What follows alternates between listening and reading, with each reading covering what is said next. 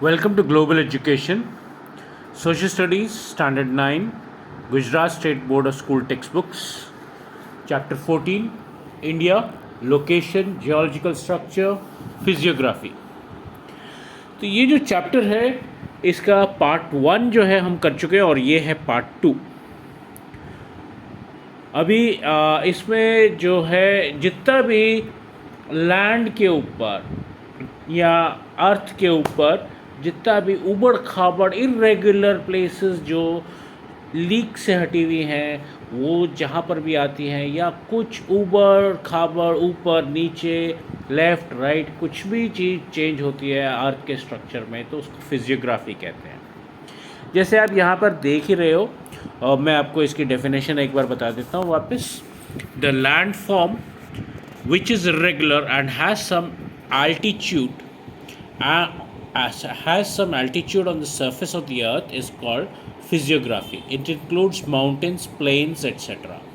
तो सिर्फ mountains, plains नहीं, यहाँ पे mountains, glaciers, gorge, foothill ये छोटी छोटी पहाड़ियाँ, hillock, valley, plateau, tributary river की होती है, cape, port, creek, lake, plain, river, delta, ocean, island, peninsula, basin, mountain, origin, estuary, dune, sand dune, desert के साथ में, river, यहाँ पे desert और oasis भी आ गया, plateau, volcano, ये सब चीज़ें जो है, gulf, ये सब चीज़ें जो है ये आपकी irregularities जहाँ पे altitude यानी कि height ऊपर नीचे कुछ भी चीज़ इरेगुलर हो तो वो फिजियोग्राफी कहलाती है. अगेन एक बार फिर से ये डेफिनेशन पढ़ लीजिए. The land form which is irregular and has some altitude on the surface of the earth is called physiography. It includes mountains, plateaus, plains et cetera. ये सब चीज़ें इसमें आती हैं. अभी हम आते हैं फॉर्म्स ऑफ रिलीफ फीचर. ये फॉर्म्स ऑफ रिलीफ फीचर तो हमने कर ही लिया. अब हम आगे बढ़ते हैं. तो फिजियोग्राफी के अनुसार इंडिया को कुछ 5 चीज़ों में हम डिवाइड कर सकते हैं. नंबर 1 पे आता है नॉर्दर्न माउंटेनियस रीजन. ये नॉर्थ में जो आप देख रहे हो माउंटेनियस रीजन जो ब्राउन कलर का आप देख रहे हो ये है एक माउंटेन जो आप जानते हो हिमालय के नाम से. ऊपर में पामीर नॉट है. कश्मीर के टॉप मोस्ट पार्ट के ऊपर में पामीर नॉट है. यहाँ पे माउंटेन्स 3-4 माउंटेन रेंजेस जाके मिलती हैं तो इसके लिए इसको पामीर नॉट कहते हैं. नॉट मतलब गाठी. जिस तरह से गाठी होती है उस तरीके से यहाँ पे 3-4 माउंटेन रेंजेस आके मिलती है. जैसे हिंदू कुश, कुनलुन रेंज, इस तरह से कुछ रेंजेस आके मिलती है तो उसकी वजह से यहाँ पे एक नॉट जैसा स्ट्रक्चर बन जाता है. और ये आप देख रहे हो कि ये आर्क शेप में है. वेस्ट से लेके ईस्ट तक चल रहा है. वेस्ट में ये अफ़गानिस्तान जो हिंदू कुश रेंज है वो अफ़गानिस्तान में पड़ती है. अफ़गानिस्तान से लेके ये म्यांमार तक चल रही है और ये एक आर्क शेप में है. और ये करीब ब्रॉडेस्ट एरिया जो रहता है इसका वो 250 से 400 किलोमीटर जैसा रफली वाइड हो जाता है. 240 किलोमीटर से लेके 320 किलोमीटर्स वाइड हो जाता है. मैं करेक्ट करूँगा अपने आप को. और ये जो है या ऊपर हिंदू कुश यानी कि अफ़गानिस्तान से लेके म्यांमार तक आते आते करीब 2400 किलोमीटर्स होती है वेस्ट से लेके ईस्ट तक.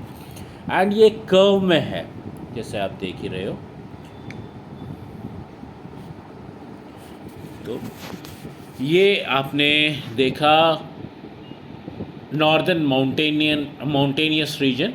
इसके बाद में आता है द ग्रेट नॉर्दर्न प्लेन्स. ये देखिए ये आपके ग्रेट नॉर्दर्न प्लेन्स है. डिटेल में हम बाद में जाएंगे. ये जो ग्रीन कलर का है जहाँ पे यमुना रिवर, गंगा रिवर और ये सब आ रहा है तो ये आपका आता है द ग्रेट नॉर्दर्न प्लेन्स में. ये सेकंड पार्ट ऑफ फिजियोग्राफी आ जाती है. पार्ट नंबर 3 जो आता है पेनिनसुला प्लेटो. ये आप देख रहे हो कि ये एक ट्रायंगल शेप में नीचे की तरफ इंडिया जा रहा है. तो ये जो ट्रायंगुलर शेप है, ये सी में जो जा रही है ट्रायंगुलर शेप, इसको पेनिनसुला कहते हैं। ये पेनिनसुला और साथ में प्लाटो, प्लाटो का मतलब एक हिल जो ऊपर से प्लेन हो, पीक ना हो, टेबल की तरह प्लेन हो जाए, तो उस तरीके से ये प्लाटोज़ हैं यहाँ पे। Eastern Ghats, western Ghats, Deccan Plato, ये सब मिला के प्लाटोज़ है। तो ये पेनिनसुलर प्लाटो।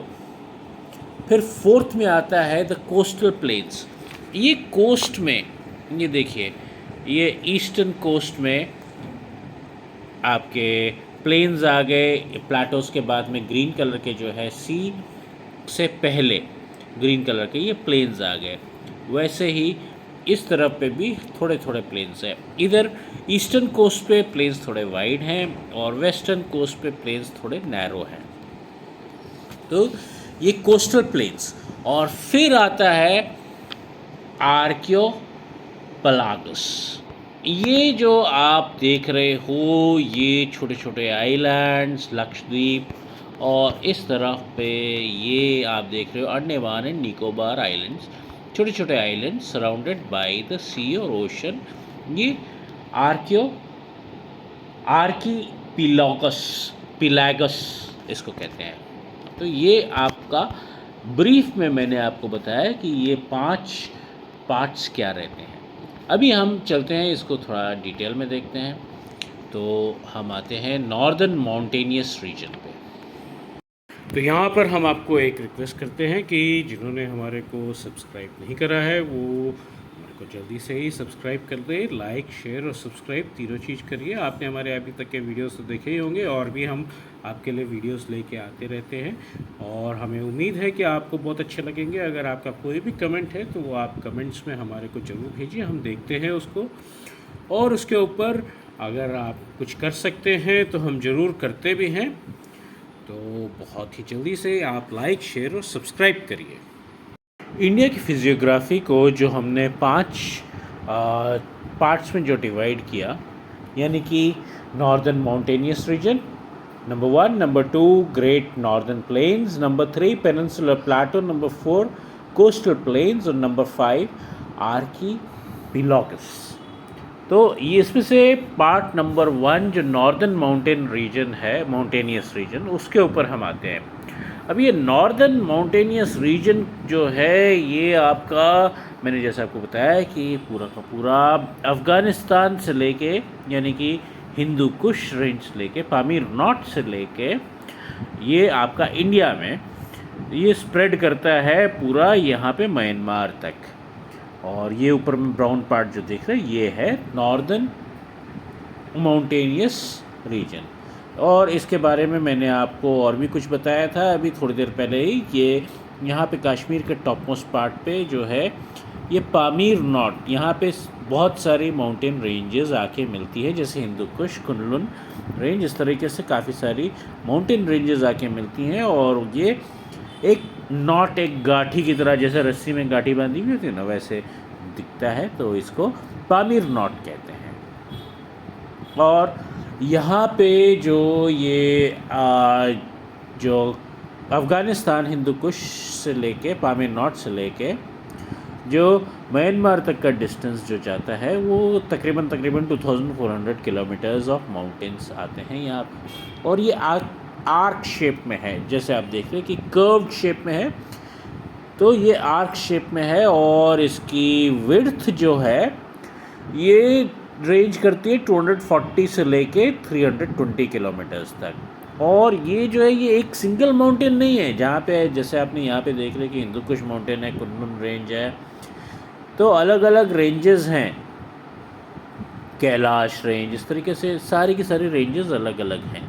तो ये जैसे आपकी बिल्डिंग होती है आजकल, सोसाइटीज़ होती है, बिल्डिंग्स होती हैं, बिल्डिंग्स में एक सोसाइटी, एक बहुत सारी बिल्डिंग्स की सोसाइटी हो गई, उसमें 5-6 बिल्डिंग होगी, तो उसको कॉम्प्लेक्स कहते हैं। तो आप एक इस तरीके से कह सकते हो कि माउंटेन्स का कॉम्प्लेक्स बन जाता है ये, माउंटेन्स एंड हिल्स का complex, Himalaya, the Himalayan mountain complex आप इसको कह सकते हो। तो ये जो है, और ये इंडिया, नेपाल, भूटान मतलब इंडिया के अलावा नेपाल में जाके वापस इंडिया में आके फिर भूटान में जाके फिर वापस इंडिया में आके इस तरीके से चलता रहता है। एंड जो हिमालयन रेंज है इसको भी आप फर्दर दो जगह पे आप डिवाइड कर सकते हो। एक तो नॉर्दर्न हिमालयन रेंज, आप ऐसे देख लीजिए कि ये नॉर्दर्न हिमालयन रेंज हो गई यहाँ तक, और उसके बाद में ये ईस्टर्न हिमालयन रेंज हो गई, ऐसे इतनी ईस्टर्न हिमालयन रेंज हो गई, बराबर। तो इस तरीके से आप हिमालयन रेंज को भी दो पार्ट में डिवाइड कर सकते हो। अभी हम इसमें से आते हैं नॉर्दर्न हिमालयन रेंज। अच्छा, इसमें अभी और एक चीज़ मैं आपको बता दूं, तो ये सबसे एक ऊपर की तरफ जो माउंटेनियस रेंज जो आती है उसको हम कहते हैं द ग्रेटर हिमालयास। ये बहुत ऊंचे हैं, इसकी एवरेज हाइट जो है 7000 मीटर्स अबव है। मतलब हालांकि नीचे छोटे पहाड़ भी होंगे, छोटे माउंटेन्स भी होंगे और बड़े माउंटेन्स भी होंगे, लेकिन अगर सबको एवरेज कर ले, सबकी हाइट का एवरेज कर ले, तो ये 7000 मीटर्स के ऊपर इसकी ज़्यादातर हाइट रहती है। और यहाँ पे करीब करीब 40 पीक्स हैं जो 7000 मीटर्स के ऊपर हैं, और ये सबसे ऊंचा पार्ट है। और इंसिडेंटली यहाँ पे दुनिया के सबसे बड़े पीक्स भी आते हैं, उसके बारे में भी मैं बताऊंगा आपको, उनकी हाइट्स भी बताऊंगा। उसमें से सबसे मेन जो आता है वो है माउंट एवरेस्ट, 8848 मीटर्स हाई, वो नेपाल में आता है। और फिर जो है उसके बाद में आता है K2, 8611 मीटर्स, जो इंडिया में है, अभी POK में है, मतलब पाकिस्तान ऑक्यूपाइड कश्मीर पाकिस्तान में है करेंटली। इस तरह से अलग अलग माउंटेन्स हैं जो बहुत ऊंचे हैं, और दुनिया में सबसे ऊंचे माउंटेन्स जो हैं वो यहीं पर ही हैं। इसके अलावा एक माउंटेन से दूसरे माउंटेन, अगर आपको एक जगह से दूसरी जगह जाना है और बीच में माउंटेन आता है तो आपको वो पास के थ्रू जाना होता है। तो यहाँ पे बहुत सारे पास हैं, जैसे बनिहाल पास, इस तरह से बहुत सारे और पास हैं, जिलेपला, नाथुला, शिपकीला, इस तरह से बहुत सारे पास हैं। फिर यहाँ पे मानसरोवर जो होता है वो भी आता है, जो बहुत ही सीक्रेट जगह है हिंदुओं की, अभी वो चाइना में है। तो इस तरीके की काफ़ी सारी प्लेसेस यहाँ पर आती हैं। तो जैसे मैंने आपको कहा था कि कुछ माउंटेन पीक्स बताएंगे आपको, लेकिन वो थोड़ी देर और बाद में बता देंगे। चलिए, नहीं तो पहले बता देते हैं आपको कुछ माउंटेन पीक्स, क्योंकि ये भी एक इम्पॉर्टेंट चीज़ है। माउंट एवरेस्ट की हाइट जैसे मैंने आपको ऑलरेडी बता दिया है कि माउंट एवरेस्ट की हाइट 8848 मीटर्स है। K2 की हाइट, K2 को माउंट गॉडविन ऑस्टिन भी कहा जाता है क्योंकि इन्होंने इसको मेजरमेंट करा था, 8611 मीटर्स। फिर Kanchenjunga 8598 metres, Makalu 8481 metres, Dhaulagiri 8198 metres, Annapurna 8070 metres. ये ज़्यादातर जो भी आपकी बुक ने लिस्ट करे हुए वो 8000 मीटर्स के ऊपर वाले ही लिस्ट करे हुए हैं, और उसमें से भी प्राइम चीज़ें जो हैं बस वही लिस्ट करी हुई हैं। तो ये आपका जो नॉर्दर्न माउंटेनियस रीजन है उसमें से हमारा सबसे टॉप वाला नॉर्दर्न पार्ट वाला ग्रेटर हिमालयाज अभी हमने करा है। नॉर्दर्न हिमालयन रीजन में से भी नॉर्दर्न पार्ट, ईस्टर्न पार्ट नहीं, नॉर्दर्न पार्ट में से भी ग्रेटर हिमालयन रीजन करा है। ग्रेटर हिमालयन रीजन के बाद में हम सेकंड रेंज जो होता है वो कहलाता है सेंट्रल हिमालयाज। बीच वाला रेंज जो है वो सेंट्रल हिमालयाज, और उसके नीचे भी एक रेंज आता है जो फुट हिल्स जो है हिमालय की वो आती हैं। तो जो सेकंड रेंज है सेंट्रल रेंज, अभी उसके बारे में अगर हम कहें तो वो लेसर हिमालयाज भी कहलाता है। सबसे ऊपर में ग्रेटर हिमालयाज, फिर लेसर हिमालयाज। लेसर हिमालयाज जो है वो 800 से लेके 100 किलोमीटर्स वाइड है, विड्थ उसकी 800 से 100 किलोमीटर्स वाइड है। यहाँ पर आपके मुख्य जो पीक्स आती हैं वो हैं पीर पंजाल, महाभारत, नाटिबा, नागटिबा, इस तरह की पीक्स आती हैं और ये काफ़ी हाई हैं। और यहाँ पे काफ़ी सारे हिल स्टेशंस भी आए हुए हैं, जैसे डलहौज़ी, धर्मशाला, शिमला, मसूरी, रानीखेत, अल्मोड़ा, नैनीताल, दार्जिलिंग, गंगोत्री वगैरह, यमुनोत्री, बद्रीनाथ, केदारनाथ, हेमकुंड साहिब। शायद आप लोग इनमें से कुछ जगह पे गए हुए भी होंगे। कुछ और भी जगह है जैसे कुल्लू, कांगड़ा, कश्मीर, ये सब बहुत ही खूबसूरत वैली है कश्मीर की। तो ये सब चीज़ें यहाँ पर आती हैं इस रेंज में। जो थर्ड रेंज है वो सबसे नीचे में, जो मैंने आपको बताया कि फुट हिल्स, उसको शिवालिक रेंज भी कहते हैं या आउटर हिमालयस। मतलब सबसे टॉप पे ग्रेटर हिमालयस, फिर सेंट्रल हिमालयस, फिर शिवालिक रेंज। तो शिवालिक रेंज जो है वो यहाँ पे एवरेज हाइट जो है वो 1000 मीटर्स की रहती है और ये करीब 10 to 15 किलोमीटर्स वाइड है यहाँ पर। और यहाँ पे वैली फॉर्मेशंस ज़्यादा हैं। डून आपने बहुत ज़्यादा नाम सुना होगा, तो आप इसको डून एरिया भी कह सकते हो, जैसे देहरादून, पटली डून, कोठारी डून। तो डून जो है वो डून से के नाम से भी आप इसको कह सकते हो। यहाँ पे काफ़ी सारे ग्रेवल स्टोन्स हैं, छोटी छोटी पहाड़ियाँ हैं। पहाड़ियाँ तो बड़ी है, करीब 1000 मीटर्स की हैं, लेकिन फिर भी कंपेयर टू 1000 मीटर्स की पहाड़ियाँ तो फिर छोटी ही कहलाएंगी ना, हालांकि वो भी बहुत बड़ी होती हैं। इसके बाद में हम आते हैं ईस्टर्न हिमालयाज़ पे। ये शिवालिक रेंज यानी कि आउटर हिमालयाज़ के बारे में एक पर्टिकुलर चीज़ मैं आपको बताना भूल गया था, तो वो मैं आपको भी बता देता हूँ कि यहाँ पर जो माउंटेनियस रेंज है, जो एक्चुअली छोटी छोटी पहाड़ियाँ हैं 1000 मीटर्स, लेकिन फिर भी they are still very high. तो ये जो है ये कवर्ड हैं ग्रेवल से। ग्रेवल यानी कि छोटे छोटे पत्थर, स्टोन्स और थिक सेडिमेंट से, जो ऊपर से पानी ग्लेशियर से या कैसे भी, या रिवर्स के थ्रू या वैसे ही पहाड़ी के साइड पे स्लाइड करके जो आया, उसके सेडिमेंट्स, उसके ग्रेवल, उनसे ये कवर्ड है। और ये डून, DUN, डून या डून कहलाता है, जैसे देहरादून, पटली डून, कोठारी डून, इस तरीके से। तो ये चीज़ मैं आपको बताना भूल गया था कि ग्रेवल, सेडिमेंट्स और स्टोन से कवर्ड है ये पार्ट। और अब हम आते हैं ईस्टर्न हिमालयाज़। ईस्टर्न हिमालयाज़ के पहाड़ जो हैं वो आपको मैं दिखा देता हूँ अगेन, वंस अगेन, इस तरफ। तो ये पार्ट जो है ये ईस्टर्न हिमालयाज़ के पहाड़ है। मैं इसको और ज़्यादा बड़ा नहीं कर रहा क्योंकि ये फ़ोटो फट जाती है, इसके लिए इसके बारे में मैं आपको बताता चलता हूँ। ये eastern parts of Himalayan range जो है ये इसकी हाइट बहुत कम रहती है। यहाँ पे आप इसको पहाड़ियाँ कह सकते हो, हिल्स कह सकते हो, माउंटेन्स कहने के बदले, हालांकि ये हिमालयन रेंज में ही आती है।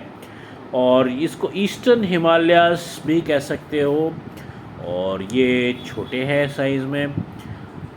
यहाँ पर आते हैं पटकाई हिल्स अरुणाचल प्रदेश में, नागा हिल्स नागालैंड में, और लुशाई मिज़ोरम में, और लुशाई को मिज़ो भी कहते हैं, और ये मिज़ोरम में आते हैं। और ये ईस्टर्न बॉर्डर के पास में मेघालय में और म्यांमार तक जाते हैं। गारो खासी हिल्स, जैंतिया हिल्स, ये सब भी यहाँ पर आते हैं। मेघालय में सबसे ज़्यादा बरसात होती है, आपको पता ही होगा, चेरापूंजी। और अभी तो चेरापूंजी को भी ओवरटेक कर लिया गया। अब तो rainiest part of the world is no longer Cherrapunji, but Cherrapunji के साथ में ही है वो जगह भी। But still you can still say that Cherrapunji is the rainiest place in the world. वो खिताब आगे पीछे होता रहता है, लेकिन Cherrapunji is still very rainy. तो यहाँ पर जो है बहुत ज़्यादा फॉरेस्ट है, बहुत ज़्यादा बरसात भी होती है, बहुत ज़्यादा फॉरेस्ट भी है, बहुत ऊंची हिल्स भी नहीं है, लेकिन उसके बावजूद यहाँ पे रोड और रेलवे बनाना बहुत मुश्किल है, क्योंकि ये बहुत हेवीली फॉरेस्टेड एरिया है, फॉरेस्ट काटना पड़ता है यहाँ पर। तो ये आपका the point number 1, northern mountainous region हमने ख़त्म कर दिया है। नॉर्दर्न माउंटेनियस रीजन में हमने आपको क्या क्या लिया, इसमें हमने पॉइंट नंबर 1 लिया northern Himalayan region. Northern Himalayan region में सबसे पहले हमने आपको greater Himalaya, then central Himalaya and then Shivalik range, 3 part में हमने डिवाइड करके लिया। और फिर उसके बाद में हमने ईस्टर्न हिमालयाज़ लिया, और इस तरीके से हमने ये ख़त्म किया है। और पासेस और कुछ पीक्स हमने आपको बताई हैं, और कुछ हमने आपको यहाँ पे हिल्स बताई हैं ईस्टर्न हिमालयाज़ में भी। तो ये सब चीज़ों के साथ में आपका ये ख़त्म होता है। अब हम आते हैं the great northern plain. Great northern plain point number 2 out of the 5 physiography की जो हमने क्लासिफिकेशंस करी थी, यानी कि यहाँ पर आपका आता है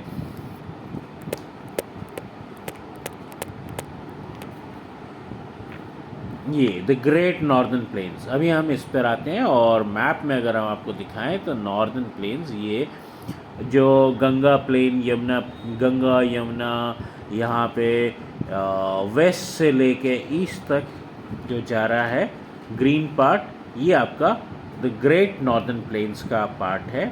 और यहाँ पे बहुत सारी बड़ी बड़ी रिवर्स बहती हैं, इसके बारे में अब हम आपको नेक्स्ट डिस्कस करेंगे। ये जो द ग्रेट नॉर्दर्न प्लेन्स हैं, ये आपके यहाँ से शुरू होते हैं, वेस्ट से चालू होके, वेस्ट से ये जो सिंधु रिवर जो है यहाँ से होते हुए पूरा का पूरा ये पार्ट जो पाकिस्तान में से चालू होके, ऐसे समझ लीजिए पाकिस्तान से चालू होते हुए ये नॉर्थ में काफ़ी सारा पार्ट लेते हुए राजस्थान, दिल्ली, फिर उत्तर प्रदेश, बिहार, ऐसे सब होते हुए वेस्ट बंगाल तक जाते हैं। और ये बहुत जो हिमालय के अंदर से जो स्लाइड करके फुटहिल्स में जो ग्रेवल आया, जो सेडिमेंट आया, जो छोटे छोटे पत्थर आए, और उनका साथ में जो मिट्टी सेडिमेंट करके आई, उन सब चीज़ों से ये बना हुआ है। और कहीं कहीं पे ये जो सेडिमेंट है ये 50 मीटर्स थिक भी है, उस मतलब 50-50 मीटर तक ये सेडिमेंट हुआ है, लेयर ऑफ सेडिमेंट। और इसमें आप देख रहे हो कि नदियाँ कौन सी आ रही है, सिंधु नदी, झेलम नदी, चेनाब, रावी, सतलज, फिर उसके बाद में इधर गंगा, यमुना, चंबल, गंडेश्वर नदी, ऐसे सोन नदी, ऐसे बहुत सारी नदियाँ आती हैं। और फिर ये जाके जो ब्रह्मपुत्र ऊपर से आ जाती है, और ब्रह्मपुत्र इधर से होते हुए पूरा ये आसाम वगैरह कवर करते हुए, चाइना से होते हुए फिर इंडिया में आती है, इंडिया से होते हुए ये फिर बांग्लादेश में जाके गंगा और यमुना के जो है उसमें जाके मिलके वहाँ से ये क्या कहते हैं कि डेल्टा फॉर्म करती है आगे। तो ये इस तरीके से ये यहाँ से यहाँ तक करीब 2400 किलोमीटर की इसकी विड्थ है, वेस्ट टू ईस्ट। और ये शेप आप इसकी देख ही रहे हैं कि कहीं से वाइड हो जाता है, कहीं से नैरो हो जाता है। ग्रीन पार्ट जो है आप उसको देखिए, जो ऊपर में जो ब्राउन पार्ट है वो तो हिमालयन रीजन आ गया, और जो नीचे में जो ब्राउन पार्ट है वो आता है आपका प्लाटोज़। तो ये प्लाटो और हिमालयन रीजन के बीच में जो है, यहाँ पर आपको देखना है, ये आपका जो ग्रेट नॉर्दर्न प्लेन्स है वो है। यहाँ पे बीच में अरावली रेंज की वजह से भी ये इसकी विड्थ कम हो जाती है कहीं पे, और कहीं पे वैसे ही प्लाटोस की वजह से इसकी रेंज कम हो जाती है। तो ये आप देख ही ले रहे हो। तो अभी हम आगे के साथ इसको और आगे लेके जाते हैं। ये जो आप पार्ट नॉर्थ में आप देख रहे हो, जो सतलज मतलब सिंधु रिवर टॉप में आ गई, सिंधु रिवर जो है वो अगर आप नोट करते हो तो कैलाश रेंज से चालू होके चाइना यानी कि तिब्बत यानी कि आजकल चाइना या तिब्बत से होते हुए जम्मू कश्मीर में ऊपर की तरफ जाके फिर नीचे जा रही है और फिर ये यहाँ पे सारी रिवर्स मिल के इधर ये सिंध के पास से ये सिंध में या सिंध के पास से सिंध क्या चीज़ है आपने जनगण मन में सुना ही होगा, पंजाब सिंध गुजरात मराठा, तो वो सिंध जो है वो अभी पाकिस्तान में है, तो ये सिंध में जाके ये डेल्टा फॉर्म करती हैं। तो ये सारी की सारी रिवर्स जो अभी मैं आपको बोलूँगा ये सारी की सारी सिंध में ही जा रही है। ये रिवर्स हो गई जैसे सतलज जो कैलाश के आसपास में शुरुआत हुई, फिर आई दूसरी रिवर झेलम जो ये कश्मीर में स्टार्ट होती है, फिर आती है चिनाब, फिर आती है रावी और फिर आती है आपकी Sutlej river. Sutlej river again Kailash range के पास से स्टार्ट होती है और ये नीचे तक जाती है। तो ये आपकी जो रिवर्स है ये अगर आप काउंट करिए तो क्या होता है, 1 सिंधु, 2 झेलम, 3 चेनाब, 4 रावी, 5 सतलज, 5 रिवर्स, 5 रिवर। अब 2 का मतलब तो 2 होता है, 2 और अब का मतलब जो होता है ए बी अब, ये लैंड बिटवीन 2 रिवर्स या सॉरी 2 वाटर्स, अब वाटर होता है। तो 2 पानी, अब यहाँ पर 5 रिवर हैं तो 5 पानी हो गए, 5 वाटर्स। तो पंजाब बनाना, और पंजाब आपको पता ही है कि पार्टीशन के दौरान कुछ इंडिया में है कुछ पाकिस्तान में है, तो Punjab was divided during partition. तो ये अभी भी पंजाब का पार्ट कुछ पाकिस्तान में कुछ इंडिया में, और ये इस तरीके से पंजाब का नाम पड़ता है। दिस इज़ इम्पॉर्टेंट, आप ये ज़रा नोट कर लीजिए, पंजाब 5 वाटर्स। तो ये आपका एक पार्ट हो गया। अब हम आते हैं आपका दूसरा पार्ट। इसमें दूसरा पार्ट जो है ये आप बीच में अरावली रेंज तो देख ही रहे हो, तो अरावली रेंज के अलावा एक और पॉइंट अगर हम देखें तो वो दिल्ली आता है। दिल्ली जो है उसके ईस्ट में द ग्रेट नॉर्दर्न प्लेन है, यमुना गंगा ये सब का प्लेन, और दिल्ली के वेस्ट में पाकिस्तान की तरफ द सतलज प्लेन है। और ये जो प्लेन्स हैं ये बहुत ही फर्टाइल लैंड्स हैं, और ये जनरली 180 मीटर्स से ज़्यादा ऊपर नहीं है कोई भी जगह यहाँ पे above the sea level, 180 metres and above नहीं है। तो काफ़ी हद तक आप कह सकते हो कि समतल यानी कि प्लेन एरिया है जहाँ पे ऊबड़ खाबड़ लैंड नहीं है ज़्यादा, और ये बहुत ही प्रॉस्परस लैंड होता है, बहुत ही ज़्यादा उपजाऊ लैंड होता है, एग्रीकल्चर के लिए भी बहुत अच्छा है, इंडस्ट्री के लिए भी बहुत अच्छा है, क्योंकि यहाँ पे पानी बहुत मिलता है और लेवल है, ऊबड़ खाबड़ नहीं है, लेवल लैंड है। तो यहाँ पे इंडस्ट्री भी लगाई जा सकती है, एग्रीकल्चर भी करा जा सकता है, और एग्रीकल्चर के लिए बहुत ज़्यादा उपजाऊ यानी कि फर्टाइल लैंड है, क्योंकि ऊपर हिमालय से जितनी भी मिट्टी है वो आ रही है और बहुत ही फर्टाइल मिट्टी है ये। तो यहाँ पर कुछ इम्पॉर्टेंट सिटीज़ जो आती हैं, ये हम नॉर्दर्न प्लेन्स यानी कि गंगा वाले प्लेन जो दिल्ली के ईस्ट साइड में है, अभी हम उसकी बात करें तो जहाँ यहाँ पे कुछ जो इम्पॉर्टेंट सिटीज़ आती हैं वो हैं दिल्ली, कानपुर, लखनऊ, इलाहाबाद को अब प्रयागराज भी आप कह सकते हो, फिर वाराणसी, पटना, कोलकाता, इस तरह की जगह यहाँ पर सिचुएटेड हैं। तो नेक्स्ट हम आते हैं पॉइंट नंबर 1 जो है भाबर। भाबर जो है ये सतलज रिवर से लेके टीस्टा रिवर जो फुटहिल्स में आती है, शिवालिक रेंज में आती है, ये पार्ट करीब इसकी विड्थ कह लो तो 8 to 16 किलोमीटर्स वाइड रहती है, इसको कहते हैं भाबर।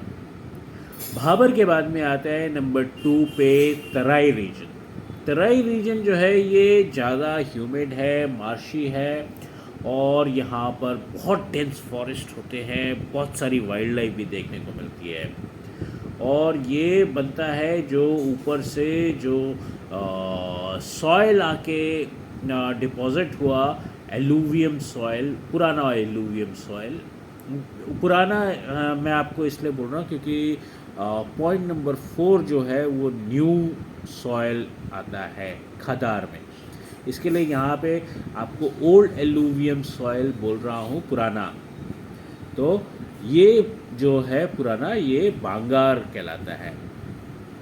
अब आते हैं हम पॉइंट नंबर 3 पे, सॉरी पॉइंट नंबर 4 पे, खदार। तो खदार जो है वो बनता है न्यू सॉइल से, जो फ्लड लेके आता है वो सॉइल से खदार बनता है। लेकिन बंगार के बारे में और एक चीज़ आपको बता दूं कि ये जो पुराना सॉइल होता है ये थोड़ा ऊंचाई पे रहता है, ये एक टेरेस शेप में आ जाता है, हायर लेवल पे रहता है। और जो खदार है वो थोड़ा लोअर लेवल पे रहता है क्योंकि वो अभी अभी रिवर के फ्लड से बाहर निकल के आता है, तो वो अभी अभी सेडिमेंट होके बाहर आता है, इसके लिए वो थोड़ा लोअर लेवल पे होता है। और बांगार जो होता है वो थोड़ा हायर लेवल पे होता है। और तराई जो है मैंने आपको ऑलरेडी बता दिया कि वहाँ पे बहुत ज़्यादा मार्शी लैंड होता है और बहुत ज़्यादा मॉइस्चर होता है, हवा में ह्यूमिड होता है, और बहुत ज़्यादा फॉरेस्ट भी होता है, बहुत ज़्यादा वाइल्ड लाइफ भी होती है। अभी हम आते हैं पेनिनसुलर प्लेटो पे। पेनिनसुला जो है ये आप देख रहे हो कि ये एक इंडिया का पार्ट है। इस पार्ट के नीचे का अगर आप इंडिया देखो तो एक ट्रायंगल जैसा आपको लगता है, इन्वर्टेड ट्रायंगल। तो ये इन्वर्टेड ट्रायंगल जो है, जो surrounded from 3 sides by water, 3 तरफ उसके पानी है, तो इसको कहते हैं पेनिनसुला। अभी ये तो हो गया पेनिनसुला का इन्वर्टेड ट्रायंगल का पार्ट। अब ये प्लेटो भी है। प्लेटो होता है टेबल लैंड। तो यहाँ पर जो हिल्स हैं ये बहुत ज़्यादा ऊंची नहीं है और प्लेटो जैसी हैं, यानी कि ऊपर से टेबल लैंड है, ऊपर से फ्लैट जैसी भी है। और यहाँ पे जनरली हाइट जो है वो रेंज कर रही है 600 to 900 metres above the sea level. और हम जो बात कर रहे हैं वो यहाँ से, ये पार्ट से, ये जो आप ब्राउन पार्ट देख रहे हैं, अरावली रेंज जो है ये ऊपर थोड़ा शूट आउट करा हुआ। अरावली रेंज के अलावा जो है, हालांकि अरावली रेंज भी इसमें ही आता है प्लाटो के पार्ट में, तो उसके अलावा अगर आप देखो तो ये एक इन्वर्टेड ट्रायंगल जैसा आपको लगता है। अरावली रेंज थोड़ा सा ऊपर है, लेकिन वो भी इस पार्ट में ही आती है। और इसकी स्लोप्स के बारे में भी आपकी बुक ने बताया हुआ है, वो हम आपको थोड़ी थोड़ी देर में बताते रहेंगे कि स्लोप कैसे है इसका। लेकिन अभी के लिए आप ये देखिए कि ये जो ऊपर वाला पार्ट है ये आता है आपका मालवा प्लेटो, जिसमें अरावली रेंज आ गया। और ये वेस्ट में अरावली रेंज से लेके नॉर्थ में छोटा नागपुर प्लेटो तक, और उसके नीचे उड़ीसा में भी आ रहा है। तो ये जो है ये आपका मालवा प्लेटो है। और मालवा प्लेटो के नीचे में साउथ में आपका ये पार्ट आ जाता है डेक्कन प्लेटो। जो डेक्कन प्लेटो है वो तापी रिवर के नीचे से आपका डेक्कन प्लेटो स्टार्ट होता है और वो चलता है नीचे पूरा केरला तक। तो ये आपका 2 पार्ट में ये पेनिनसुलर प्लेटो आपका डिवाइड हो जाता है, एक मालवा प्लेटो और एक डेक्कन प्लेटो। तो अभी हम आते हैं मालवा प्लेटो पे। मालवा प्लेटो आपका, जैसे मैंने आपको बताया कि ऊपर से स्टार्ट होता है अरावली रेंज से। अरावली रेंज से स्टार्ट होकर ये नॉर्थ वेस्ट में अरावली रेंज से स्टार्ट हो रहा है और ईस्ट में आपका काफ़ी दूर तक छोटा नागपुर प्लेटो तक जा रहा है। और इसमें जो मेन चीज़ें जो आती हैं वो जैसे आता है बहुत फेमस जगह, हिल स्टेशन एक आता है माउंट आबू। और माउंट आबू में जो सबसे ऊंची चोटी है, जो सबसे ऊंची पीक है, वो है 1722 मीटर्स पे गुरु शिखर। यहाँ पर बहुत ही अच्छा मौसम रहता है, 0 डिग्री टेम्परेचर भी जाता है यहाँ पर, और बहुत ही प्लेजेंट जगह है, बहुत ही अच्छी जगह है। आप लोगों ने शायद देखी हुई भी होगी। और यहाँ पे अभी स्लोप की अगर हम बात करें तो जैसे स्लोप की बात से अगर हम आपको जनरली स्लोप की बात कराते हैं तो वो आप रिवर्स के फ्लो से आप स्लोप देख सकते हैं। मेरे को बताने की ज़रूरत नहीं पड़ेगी, मैं आपको एक बार समझा दूंगा तो आप अपने आप ही जान जाओगे। जो ये आपकी रिवर जो है, मान लीजिए आप यमुना रिवर देख रहे हो, यमुना रिवर ऊपर से आ रही है, हिमालय से नीचे की तरफ आ रही है, तो आपका स्लोप जो है पहले नॉर्थ से साउथ और वेस्ट की तरफ जा रहा है और उसके बाद में स्लोप टर्न करके आपका ये नॉर्थ ईस्ट की तरफ जा रहा है, मतलब नॉर्थ साउथ ईस्ट की तरफ। ऊपर से नीचे आ रही तो साउथ ईस्ट की तरफ, ऊपर से नीचे। आप जनरली यही देख लीजिए ना कि जो हिमालयज़ है, आउटर हिमालयज़ जो है, ग्रेटर हिमालयज़, उसके बाद में फिर सेंट्रल हिमालयज़, वो सबसे ऊंचे है, वो 8000 मीटर्स के भी उसमें है जो आउटर वाले हैं, ग्रेटर हिमालयज़ दैट इज़। उसके बाद में सेंट्रल वाले उससे कम है, और फिर जो फुट हिल्स हैं वो शिवालिक रेंज वो और कम है। तो यहाँ पे स्लोप डाउन कर रहा है, और वही स्लोप डाउन जो है वो रिवर्स में भी आ रही है स्लोप डाउन। और ये गंगा रिवर तक आप देख लीजिए, गंगा रिवर की आप गंगा रिवर के और यमुना रिवर के बाद में ये जो है ये स्लोप डाउन तक चलता है। गंगा एंड यमुना रिवर ऊपर से घन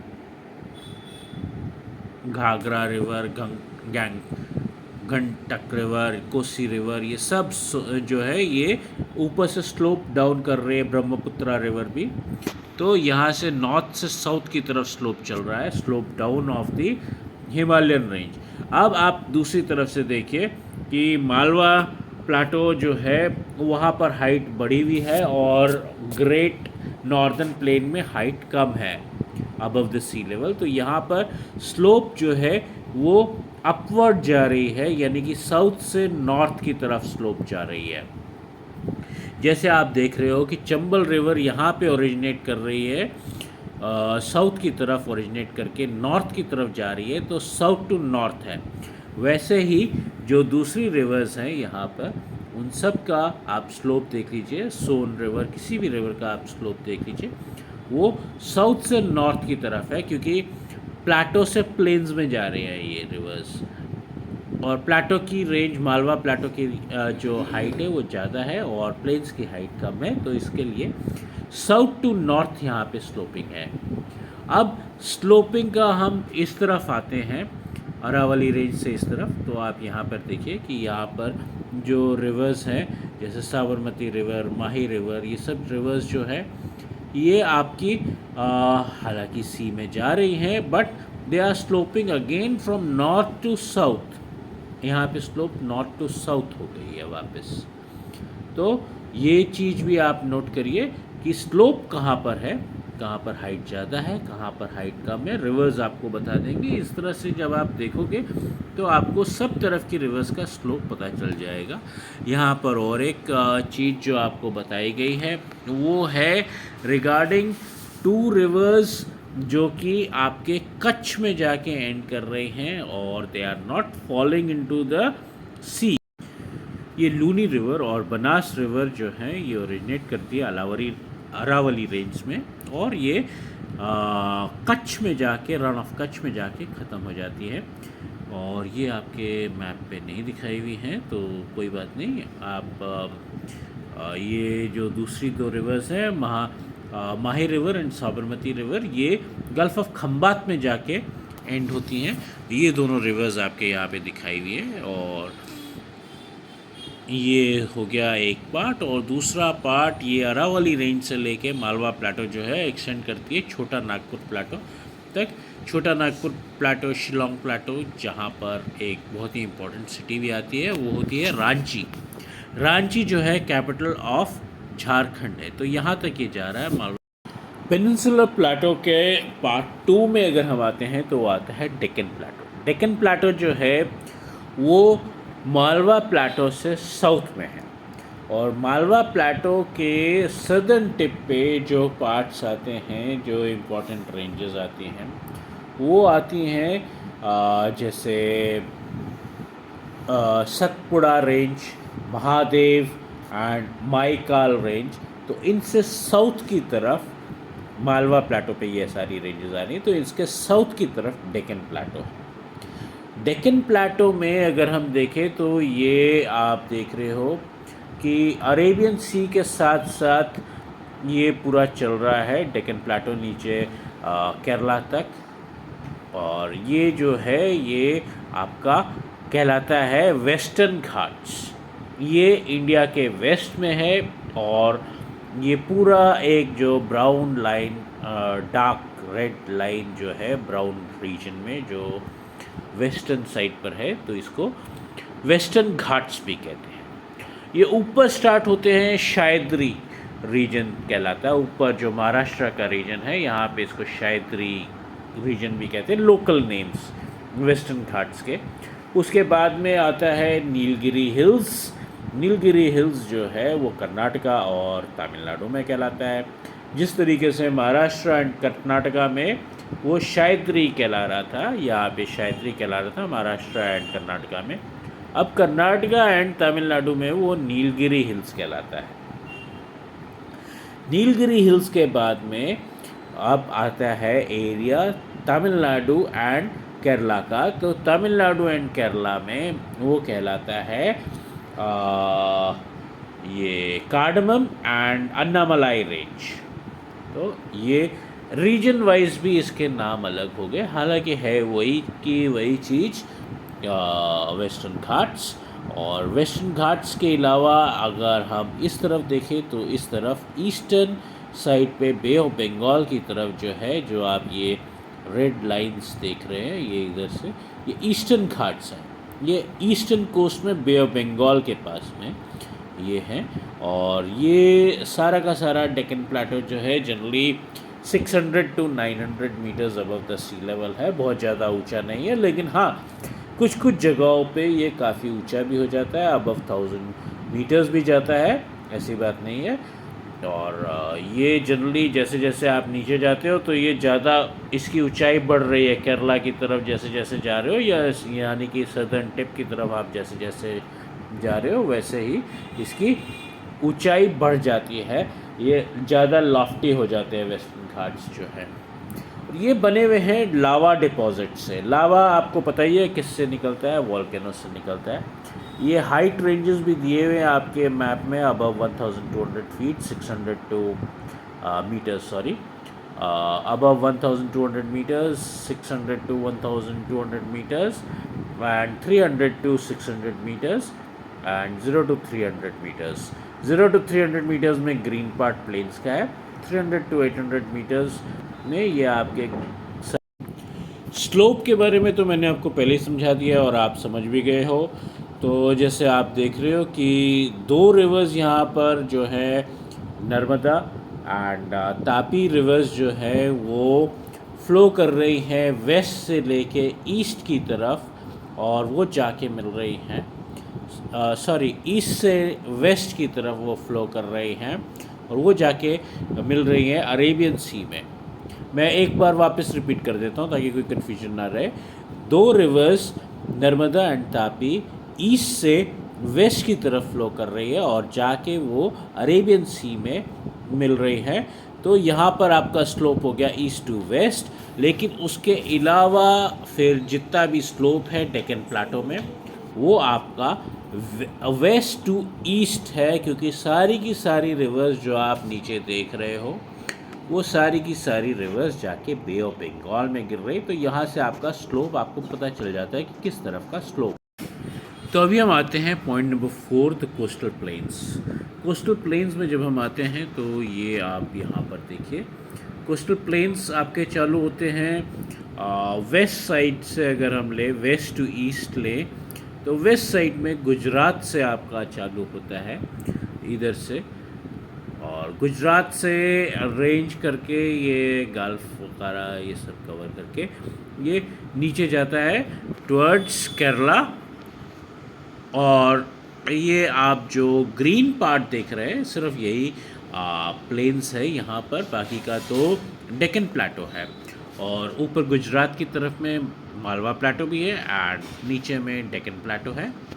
तो अभी हम ऊपर मालवा प्लेटो के लेफ़्ट साइड पे, यानी कि मालवा प्लेटो के वेस्ट साइड पे गुजरात की बात कर रहे हैं। यहाँ पे आप देख रहे हैं कि ग्रीन पार्ट काफ़ी थिक है, काफ़ी वाइड है, और यहाँ पर ही सिर्फ इतना चौड़ा आपको प्लेन मिल रहा है, इतना वाइड प्लेन मिल रहा है। उसके अलावा जो प्लेन जो है वो वेस्टर्न कोस्ट पे आपको बिल्कुल पतली सी लाइन ही दिखेगी कहीं पे, जो प्लेन है वेस्टर्न कोस्ट पे, वेस्टर्न प्लेन्स।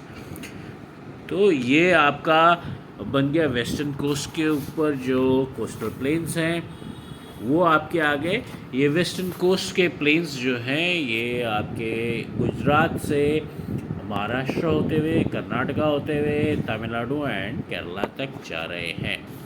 और यही प्लेन्स जब ईस्ट साइड पर, मतलब यहाँ पर अभी तक जो आपने देखा ये अरेबियन सी के साथ साथ देखा, और वेस्टर्न घाट्स के और अरेबियन सी के बीच में आपने ये देखा, और ऊपर मालवा प्लेटो के बीच में गुजरात के पार्ट में आपने देखा। उसके नीचे मालवा प्लेटो के बाद में, यानी कि गुजरात के बाद में, आपने ये along the Deccan plateau, between the Deccan plateau and क्या कहते हैं अरेबियन सी देखा।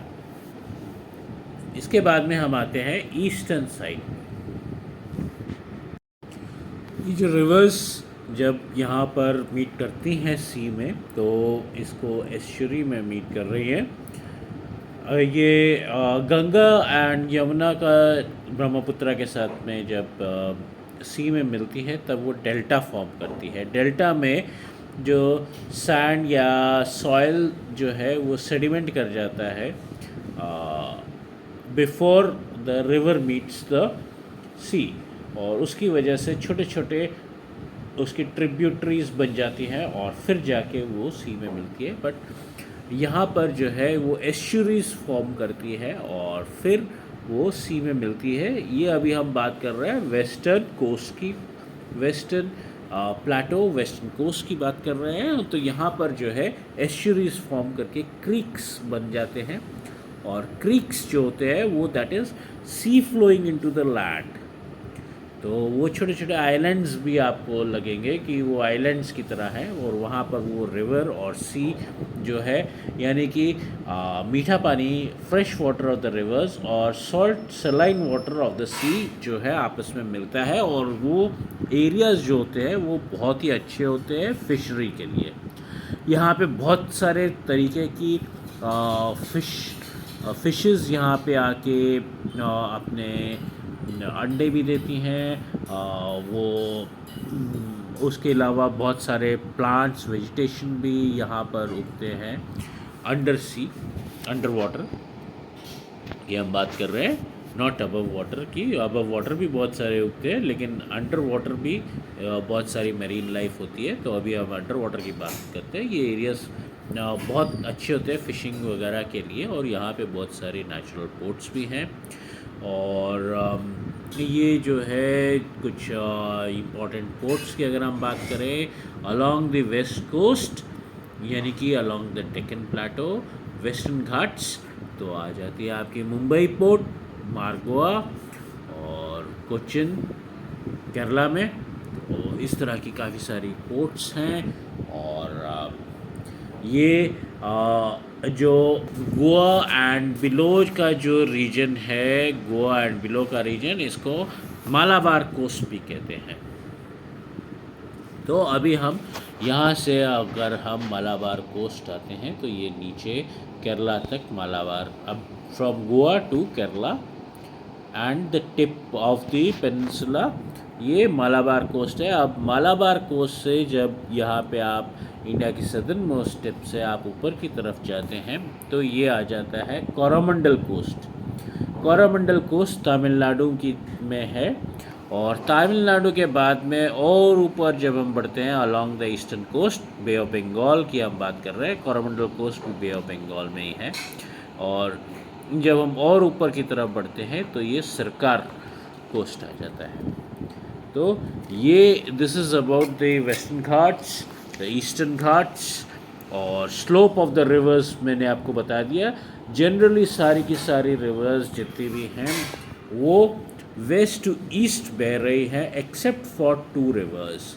वो दो रिवर्स जो डेक्कन प्लाटो में ईस्ट टू वेस्ट बह रही हैं, they are Narmada and Tapi river. उसके अलावा जितनी भी बाकी की रिवर्स हैं, they are all flowing from the south to east, sorry from the west to east. जैसे कावेरी, कृष्णा, गोदावरी, महानदी, ये सारी की सारी रिवर्स वेस्ट टू ईस्ट चल रही हैं।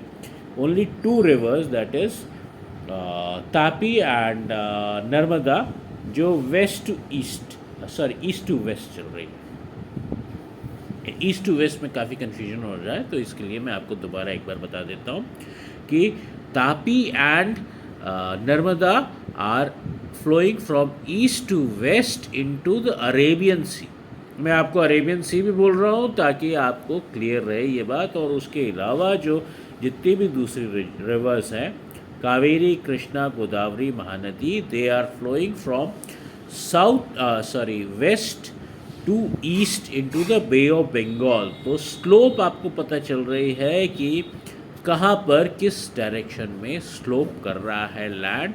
और ये बहुत ही इम्पोर्टेंट चीज़ है। यहाँ पे स्लोप आपको मैंने समझा दिया था कि आप खुद ब खुद कैसे देख सकते हो।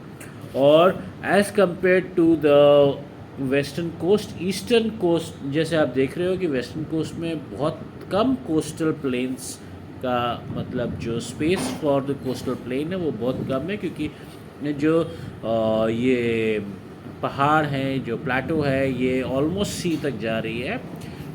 इन कंपैरिजन टू दैट, जब आप ईस्टर्न साइड में देखते हैं तो आपको दिखता है कि ईस्टर्न कोस्ट में along the bay of Bengal, between the Deccan plateau and the bay of Bengal काफ़ी जगह है जहाँ पर प्लेन्स हैं। तो प्लेन की विड्थ जो है वो ईस्टर्न कोस्ट पे ज़्यादा है compare to the western coast. और एक चीज़ जो हमने आपको बताने में भूल गए हैं इसमें, वो हम आपको भी बता देते हैं कि केरला में बैक वाटर्स काफ़ी आ जाते हैं। ये केरला जो है आपका वेस्टर्न कोस्ट पर है। Down here is the Kerala, जिसको आप मालाबार कोस्ट भी कह रहे हो। मालाबार कोस्ट का सदर्न मोस्ट टिप पे along the Arabian sea, along the western Ghats इस केरला, और यहाँ पे बैक वाटर्स काफ़ी आ जाते हैं। और ये बैक वाटर्स को लोकल लैंग्वेज में कयाल कहते हैं। तो अभी हम आते हैं पॉइंट नंबर 5, आर्कीपिलागोस। तो आर्कीपेलागस जो है ये होता है एक group of islands, group of small islands.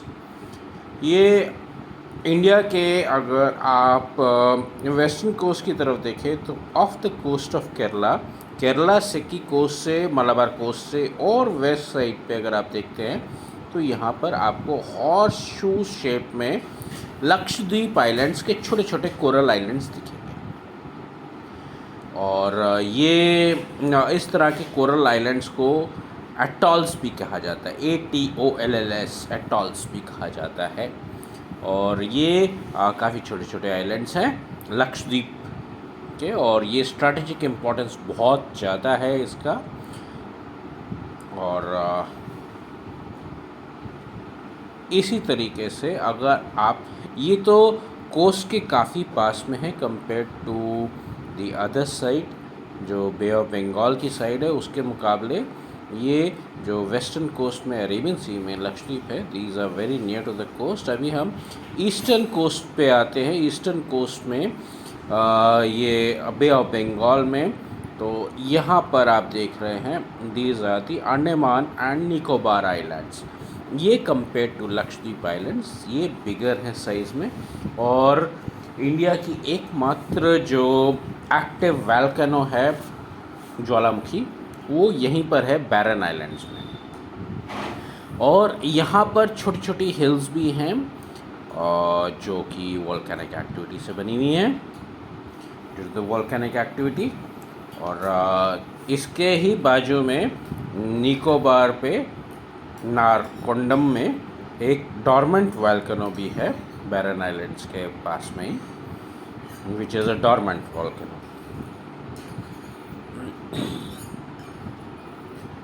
और इनकी स्ट्रैटेजिक इम्पोर्टेंस इंडिया के सिक्योरिटी की वजह से बहुत ज़्यादा है दोनों के दोनों आइलैंड्स की, Andaman and Nicobar islands as well as the Lakshadweep islands, दोनों की बहुत ज़्यादा इम्पोर्टेंस है। और इसी के साथ में ये 5 पॉइंट्स जो हैं ये ख़त्म होते हैं। लेकिन उससे पहले आपको एक चीज़ और बता दूं कि जो अंडमान एंड निकोबार आइलैंड्स हैं ये करीब 350 किलोमीटर्स की रेंज में चल रहे हैं फ्रॉम टिप टू टिप, और काफ़ी होता है 350 किलोमीटर्स। तो इसके साथ में हमारे ये पांचों पॉइंट ख़त्म हुए। और ये जैसे हमने आपको बताया कि ये सारे के सारे जो हैं राइट फ्रॉम द माउंटेन्स,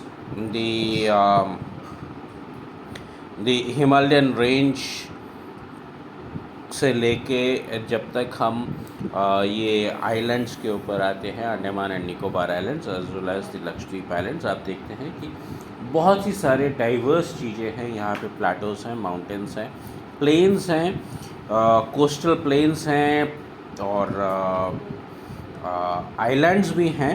तो आपको ये देखने में मिल रहा है कि जिस तरह से इंडिया में सब चीज़ की डाइवर्सिटी बहुत है, उसी तरीके से ये फिजियोग्राफी में भी बहुत डाइवर्सिटी है in the form of mountain, lakes, rivers, forest और इस तरह से plateaus, islands, estuaries, deltas, deserts, इस तरह से काफ़ी डाइवर्सिटी है। बहुत, काफ़ी नहीं, बहुत ज़्यादा डाइवर्सिटी है और हर जगह की अपनी खुद की इम्पोर्टेंस है और सब चीज़ें इंडिया की प्रोग्रेस के लिए कंट्रीब्यूट करते हैं, सब तरफ से, रीजन से, आदमियों से, अपनी जो वहाँ पे रिसोर्सेज हैं in the forms of minerals, even fisheries से कंट्रीब्यूट करते हैं। अगर आप कहो कि सी से क्या कंट्रीब्यूट करोगे, तो सी से फिशरीज भी कंट्रीब्यूट कर रही है, रिवर्स भी कंट्रीब्यूट कर रही है, पानी प्रोवाइड कर रही है एग्रीकल्चर के लिए। जो प्लेन्स हैं they are called as the store house of grains, वहाँ पे बहुत ज़्यादा ग्रेन्स उगते हैं, इसके लिए they are called as the store house of grains. Grains यानी कि जैसे गेहूँ, चावल, इस तरह की चीज़ें बहुत ज़्यादा उगती हैं, तो they are the store house of grains. जो सर्दर्न प्लेटोज़ हैं वो फुल ऑफ मिनरल्स हैं। Even Chota Nagpur plateau is very much full of minerals. Bihar और झारखंड में जितने ज़्यादा मिनरल्स हैं उतने ज़्यादा मिनरल्स किसी एक स्टेट में, किसी दो स्टेट में इंडिया में नहीं होंगे। पहले वो सारे का सारा एक सिंगल स्टेट में आता था कॉल्ड एज बिहार, अभी वो बिहार एंड झारखंड है। तो अगर इन दोनों को कंबाइन कर दें तो जितने मिनरल्स यहाँ पर हैं उतने मिनरल्स शायद पूरे इंडिया में और किसी सिंगल स्टेट में नहीं मिलेंगे आपको। लेकिन apart from that also India में बहुत ज़्यादा मिनरल्स हैं। और ऊपर में अगर आप देखें हिमालयन रीजन में, तो वहाँ पे बहुत सारे फॉरेस्ट हैं, डिफरेंट टाइप के फॉरेस्ट हैं, बहुत ज़्यादा पानी इन द फॉर्म ऑफ रिवर्स वहाँ पे ओरिजिनेट कर रहा है और वो पानी नीचे भी आ रहा है in the form of reverse, in the form of glaciers. तो इस तरीके से आप देख ही सकते हो कि forest resources, land resources, water resources, fisheries, minerals, हर चीज़ इंडिया की प्रोग्रेस के लिए कंट्रीब्यूट कर रहा है और प्रोग्रेस को बढ़ा रहा है। अभी हम एक मेजर चीज़ पे आते हैं, दैट इज़ अ रॉक। एक रॉक का कॉम्पोजिशन क्या रहता है उस चीज़ के ऊपर आते हैं। जो चीज़ हमने बहुत ज़्यादा पढ़ ली है लेकिन उसका बेसिक चीज़ क्या है वो हमने नहीं पढ़ा है। तो वो मतलब माउंटेन हो गए, प्लेटोज़ हो गए, सब चीज़ में क्या चीज़ कॉमन थी? रॉक। वो सारी चीज़ें रॉक से बनी हुई, लेकिन रॉक क्या चीज़ है वो हमको पता नहीं। तो रॉक के ऊपर हम आते हैं। रॉक्स जो हैं वो बहुत तरीके की होती हैं। आप उसको क्लासिफाई कर सकते हो as hard rock, as soft rock, मतलब बहुत ज़्यादा हार्ड या बहुत ज़्यादा सॉफ्ट, दोनों तरीके से हो सकती है। पोरस यानी कि उसके अंदर एयर या वाटर जा सकता है। फिर नॉन पोरस भी हो सकती है। Porous as well as non porous, heavy, light, hard, soft. फिर हैवीनेस के ऊपर में very heavy in weight, very light in weight. इस तरह से आप डिफरेंट डिफरेंट तरीके से रॉक को क्लासिफाई कर सकते हो। लेकिन ये सब चीज़ तो हो गई, लेकिन रॉक क्या है? Rock is a composite matter made up of one और मोर मिनरल्स, इज कॉल्ड रॉक। एक या एक से ज़्यादा मिनरल से बना हुआ एक कॉम्पोजिट मैटर, उसको हम रॉक कहते हैं। तो रॉक के क्लासिफिकेशन की तो हमने बहुत सारे आपको बता दिए। On the basis of weight, यानी कि light and heavy, on the basis of porous, porous और नॉन पोरस, फिर आपको हार्ड एंड सॉफ्ट के तरीके से बता दिया। लेकिन जो साइंटिफिक तरीका है रॉक को क्लासिफाई करने का, वो है igneous rock, stratified rock, metamorphic rock. तो अब हम उस चीज़ पर आते हैं। तो रॉक्स को हम क्लासिफाई करते हैं। ये टेबल एक बहुत इम्पॉर्टेंट टेबल है, लेकिन चलिए ये पहले आपको टेबल के बारे में बता देते हैं। सबसे पहला फॉर्म जो हमने आपको क्लासिफिकेशन का बताया था वो इग्निशियस रॉक था।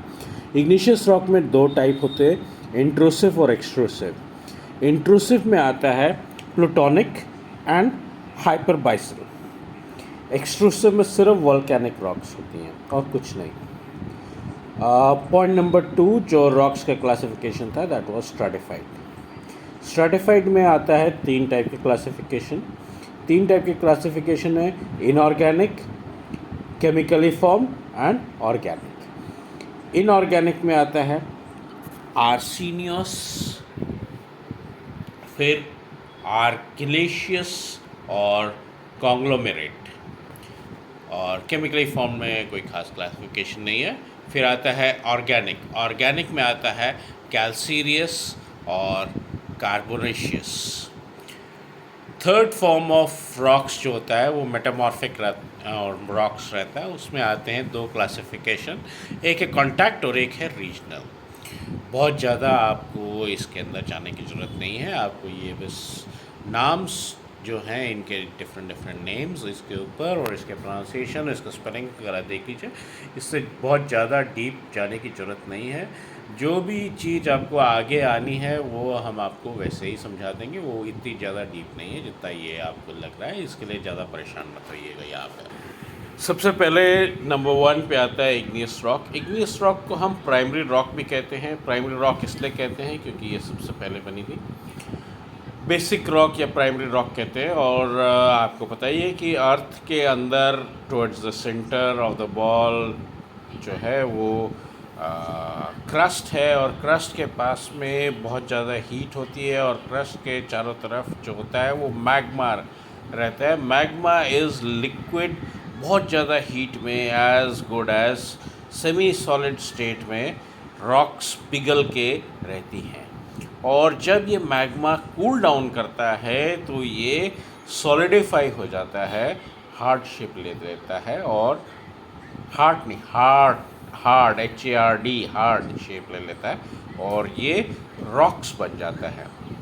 तो गर्मी की वजह से वहाँ पे इतनी ज़्यादा हीट होती है, उसकी वजह से इसको आप अग्न्या भी कह सकते हो, और इंग्लिश में आप इसको इग्निशियस रॉक्स कह सकते हो। तो ये जब मैग्मा सॉलिडिफाई होता है, कूल डाउन करके सॉलिडिफाई होता है, तो ये रॉक्स इग्निशियस रॉक कहलाती हैं। और ये जो रॉक है ये प्राइमरी रॉक, ये तो मैंने आपको बता ही दिया है। ये आपको मिलती है राजस्थान, मध्य प्रदेश और सदर्न इंडिया में भी। बहुत कॉमन फॉर्म जो है इसका वो है ग्रेनाइट, और ग्रेनाइट जो है प्लूटोनिक रॉक है। बसाल्ट भी इसी टाइप की प्लूटोनिक रॉक है। अब प्लूटोनिक रॉक क्या थे? इंट्रिंसिक जो था, इंट्रूसिव रॉक में ये आप देखिए प्लूटोनिक और हाइपरबाइसल, तो ये प्लूटोनिक रॉक है, ग्रेनाइट और बसाल्ट। ठीक है, बसाल्ट। तो अब हम आते हैं नंबर 2 स्ट्रैटिफाइड रॉक्स पे। सेकेंड क्लासिफिकेशन ऑफ रॉक्स जो होता है वो होता है स्ट्रैटिफाइड रॉक्स। स्ट्रैटिफाइड रॉक्स जो होते हैं वो इग्निशियस रॉक से ही बनते हैं। ये इग्निशियस रॉक्स जो होते हैं ये इरोजन से, कलेक्टिव एफर्ट ऑफ वाटर और दूसरी सारी फोर्सेस के इरोजन से जो ये इरोड करके छोटे छोटे पीसेस बन जाते हैं और ये नीचे जमा हो जाते हैं।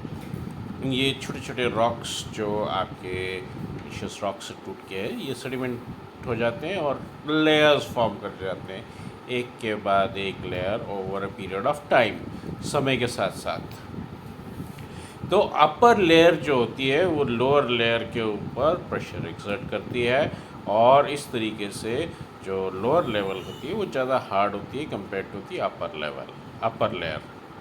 और इस तरह के रॉक के एग्जाम्पल्स रहते हैं जिप्सम, लाइमस्टोन यानी कि चूना, और कोयला, कोल। और इसमें से कोल और जिप्सम जो हैं बिहार और झारखंड में मिलते हैं। जैसे मैंने आपको बताया था कि बिहार और झारखंड बहुत ज़्यादा मिनरल रिच एरिया है और वहाँ पे तकरीबन आपको इंडिया के सारे मिनरल्स ही मिल जाएंगे। अभी तक हमने देखा है इग्निशियस रॉक और stratified rocks. Igneous rock hot and cold temperature, मतलब मैग्मा जो वेरी हॉट कंडीशन से जब वो कूल डाउन करता है तो वो इग्निशियस रॉक आते हैं। और स्ट्रैटिफाइड रॉक्स जो है वो इग्निशियस रॉक जब ब्रेक डाउन करते हैं due to water and other factors और इरोड करते हैं सॉर्ट ऑफ सेइंग, और फिर वो सेडिमेंट करते हैं तो लूज लेयर्स फॉर्म कर देते हैं और these are called as stratified rocks. A third form जो है मेटामॉर्फिक रॉक, ये जो है ये और एक पेक्यूलियर चीज़ है। इसमें क्या होता है कि जो इग्निशियस एंड स्ट्रैटिफाइड रॉक्स है वो जब उसके ऊपर टेम्परेचर और प्रेशर यानी कि heat as well as pressure दोनों एक्सर्ट करा जाता है तो वो अपना बहुत ज़्यादा चेंज कर जाते हैं due to very high temperature and pressure, और वो रॉक स्ट्राटा जो है वो कहलाता है मेटामॉर्फिक रॉक्स। इस तरह के रॉक के एग्जाम्पल जो हैं वो राजस्थान में बहुत ज़्यादा पाए जाते हैं।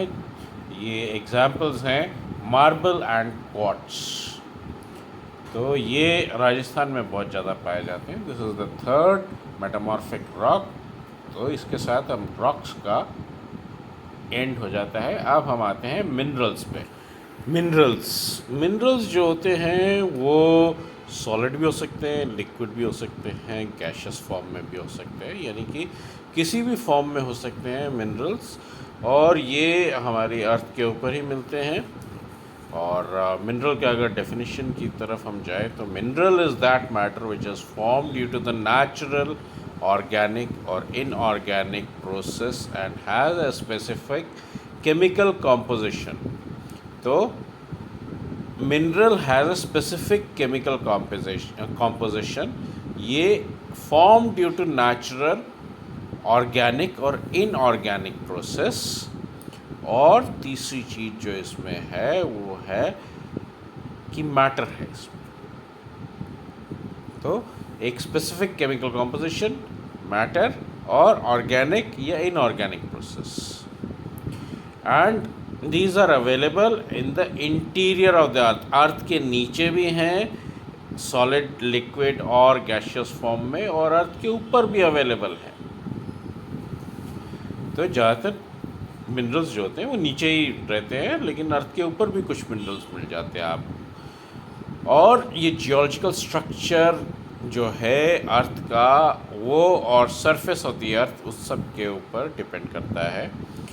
अलग अलग टाइप के मिनरल्स होते हैं जैसे आयरन, कॉपर, निकल, गोल्ड, सिल्वर एट्सेट्रा, जो कि इग्निशियस रॉक्स है। ये जो मैं आपको बताए हैं ये इग्निशियस रॉक क्या थे कि मैग्मा जो कि सेमी सॉलिड लिक्विड था, जो कि हाई टेम्परेचर पे था, जब वो कूल डाउन करता है तो वो सॉलिडिफाई होता है और वो जो इग्निशियस रॉक बनते हैं उसमें ज़्यादातर आपको मिलते हैं आयरन, कॉपर, निकल, गोल्ड, सिल्वर, इस तरह के मिनरल्स आपको मिलते हैं।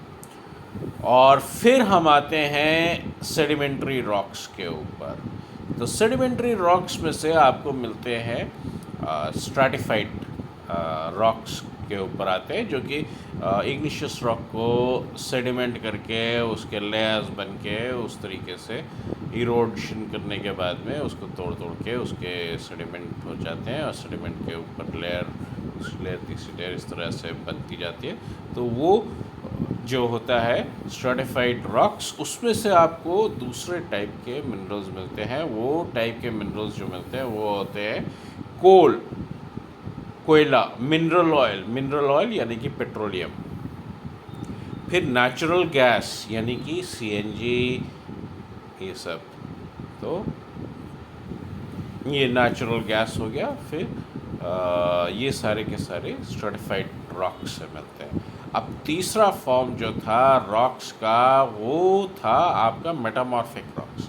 मेटामॉर्फिक रॉक्स में जो इग्निशियस रॉक या स्ट्रेटिफाइड रॉक्स थे, उसके ऊपर जब टेम्परेचर और प्रेशर इफ़ेक्ट करता है, यानी कि उसको कॉम्प्रेस करता है, हाई टेम्परेचर भी आता है और उसको कॉम्प्रेशन भी होता है, प्रेशर से कॉम्प्रेस भी होता है, तो तब जो चीज़ बन के निकलती है वो मेटामॉर्फिक रॉक्स होते हैं। और मेटामॉर्फिक रॉक्स में से जो आपके मिनरल्स निकलते हैं, they are like diamond, marble, slate, इस तरह के एग्जाम्पल आपके निकलते हैं मेटामॉर्फिक से। तो ये this is the third type of minerals which are found in the rocks. Minerals का अलग अलग क्लासिफिकेशन है, करीब करीब 200 मिनरल्स हैं जो कि डायरेक्टली या इनडायरेक्टली आपको मिलते हैं। और एक प्रॉपर क्लासिफिकेशन इसका पॉसिबल नहीं है, लेकिन फिर भी एक जनरल क्लासिफिकेशन अगर हम देखें तो इस तरीके से उसका जनरल क्लासिफिकेशन होता है। एक तो हो गए मेटालिक मिनरल्स, दूसरे हो गए नॉन मेटालिक मिनरल्स, तीसरे हो गए एनर्जी रिसोर्सेज। अब मेटालिक मिनरल्स में भी सब क्लासिफिकेशन जो है 4 टाइप का है। नंबर 1 पे आता है प्रेशियस मेटालिक मिनरल्स, जैसे कि प्रेशियस जो बहुत महंगे हैं, जैसे गोल्ड, सिल्वर, प्लैटिनम, इस तरीके के। नंबर 2 पे आता है लाइट मेटालिक मिनरल्स, जो काफ़ी हल्के हैं, जैसे मैग्नीशियम, बॉक्साइट, टाइटेनियम, इस तरह के जो very light metallic minerals, light metallic minerals.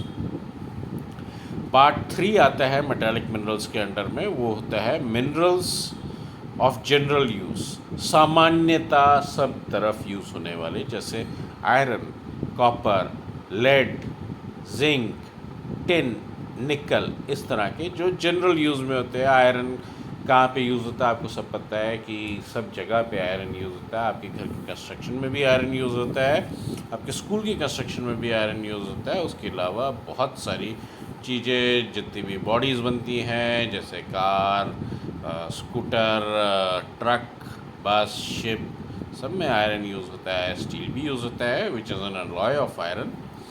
तो आयरन जो है वो बहुत ज़्यादा कॉमन यूज़ में आता है। कॉपर कहाँ पे यूज़ होता है? कॉपर के बर्तन भी होते हैं और कॉपर की वायर्स भी होती है, इलेक्ट्रिक वायर्स जो होती है वो भी कॉपर की होती है। इस तरह से कॉपर भी बहुत ज़्यादा यूज़ होता है। लेड, फिर जिंक, टिन, निकल। टिन कहाँ पे यूज़ होता है? टिन जैसे आप नाम ही जानते हो कि टिन सारे के सारे टिन्स में ही यूज़ होता है। मिनरल्स पार्ट 4 जो है मेटालिक मिनरल्स का, मिनरल्स यूज्ड अलॉयज़, तो जैसे क्रोमियम, मैग्नीशियम, टंगस्टन, वैनेडियम, इस तरह के बहुत सारे मिनरल्स और भी होते हैं। अब कुछ मिनरल्स होते हैं जो नॉन मेटालिक होते हैं, ये सेकंड क्लासिफिकेशन पे हम आगे। नॉन मेटालिक मिनरल्स, इसमें जैसे लाइमस्टोन हो गया, चॉक हो गया, एस्बेस्टॉस हो गया, mica, fluorspar, gypsum, sulphur, diamond, इस तरह के नॉन मेटालिक जिसमें मेटल नहीं है वो वाले मिनरल्स।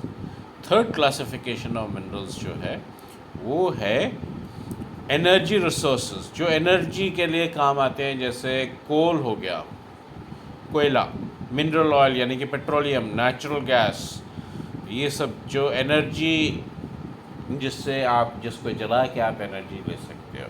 आप कहोगे कि ये तो चलो जल सकते हैं और इनको जला के इससे एनर्जी क्रिएट करी हमने, लेकिन यूरेनियम, थोरियम किस काम के? यूरेनियम, थोरियम को तो जला के हम एनर्जी नहीं क्रिएट कर सकते, ऐसा नहीं है। जितने भी न्यूक्लियर पावर प्लांट्स हैं उसमें यूरेनियम, थोरियम, ये सब का ही यूज़ होता है। इवन न्यूक्लियर बॉम्ब्स में इसी का यूज़ होता है, तो इसके लिए इसको एनर्जी रिसोर्सेज में डाला गया है, which is the third classification of minerals. अभी ये आपका एक छोटा सा टेबल है, इसको मैं समझाऊं या कैसे करूं, मैं आपको एक चीज़ सजेशन करता हूं कि आप लेफ़्ट हैंड साइड आपकी बुक के 2 पेज ले लीजिए सेंटर से, और लेफ़्ट हैंड साइड वाले मार्जिन में आप ये 1 2 3 4 5 6 7 आप चीज़ें रख लीजिए, और जो अलॉन्ग द 2 पेजेस आप हर स्टेट का एक एक कॉलम डाल दीजिए। करीब 28-29 कॉलम आपके डल जाएंगे, और वो कॉलम्स में आप हर कॉलम में एक स्टेट का नाम डाल दीजिए।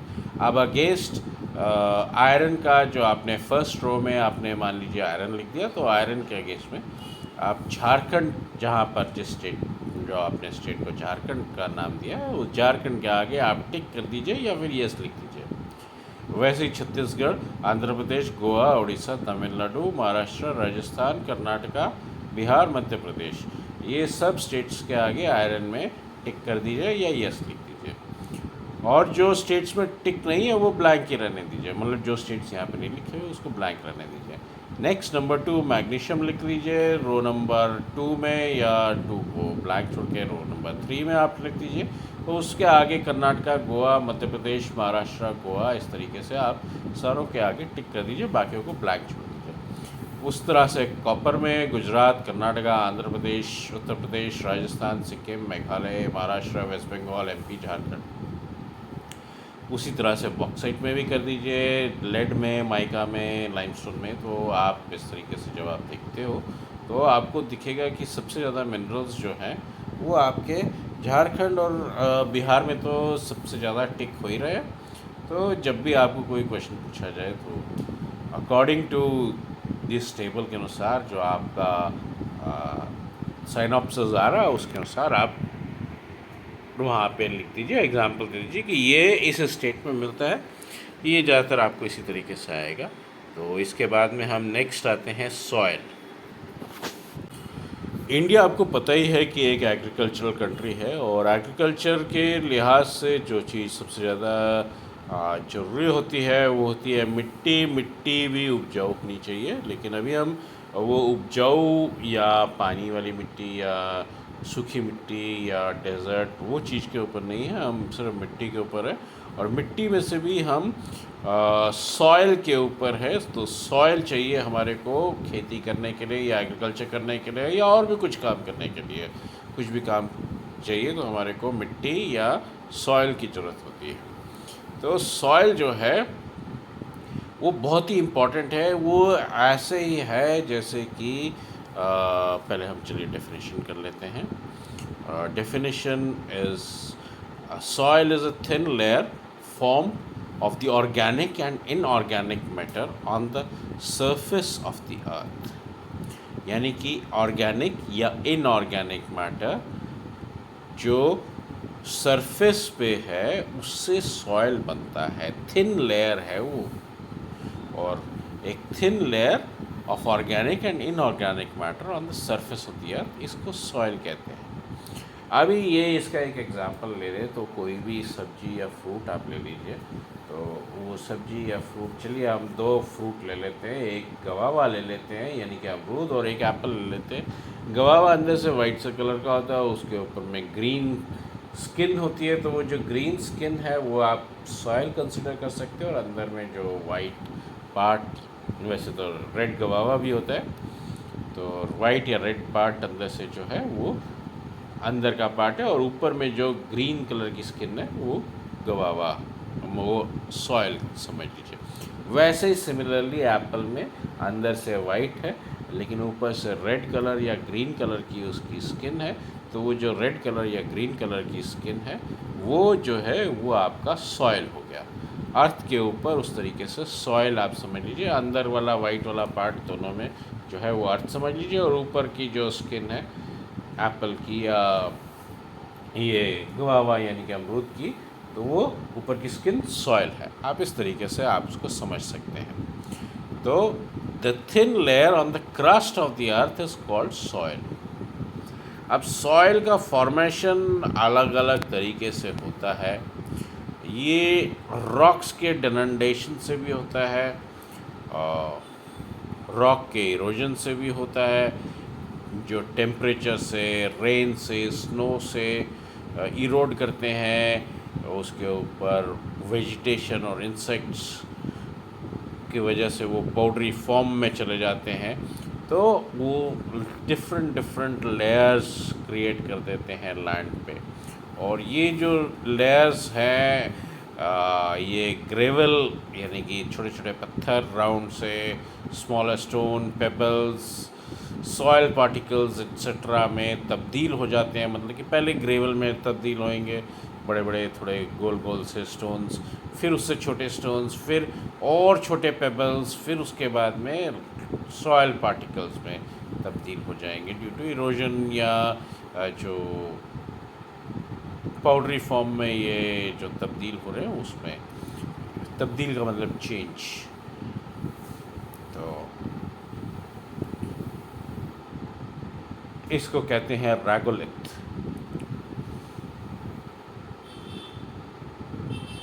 In this layer there are gravel, smaller stone, pebbles, soil particles etc. which are known as regolith. ये यहाँ पर मिनरल्स ही रहते हैं एंड बायोटिक मैटर है, एयर, वाटर, ये सब मिक्स हो जाता है इसके ऊपर एंड फाइनली सॉयल बन जाता है।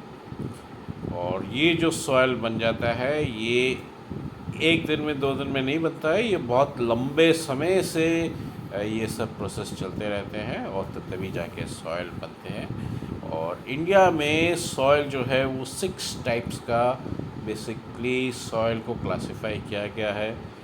पॉइंट नंबर 1 जो है 6 वेराइटीज़ ऑफ सॉयल जो है उसमें से फर्स्ट वेराइटी है एलुवियल सॉयल, सेकंड है ब्लैक और रिगोर सॉयल, थर्ड है रेड सॉयल, फोर्थ है लैटराइट सॉयल और फिफ्थ है माउंटेन सॉयल, सिक्स्थ है डेजर्ट सॉयल। तो ये 6 टाइप की क्लासिफिकेशन है। और ये यहाँ पे आपको एलुवियल सॉयल येलो कलर का दिखेगा, ब्लैक सॉयल थोड़ा पिंक से कलर का दिखेगा, रेड सॉयल रेड कलर का है, लैटराइट सॉयल जो है वो ग्रीन कलर में रखेंगे, और ब्राउन से कलर में फॉरेस्ट सॉयल और ब्लू से कलर में डेजर्ट सॉयल। तो आइए हम देखते हैं कि कहाँ पर क्या है।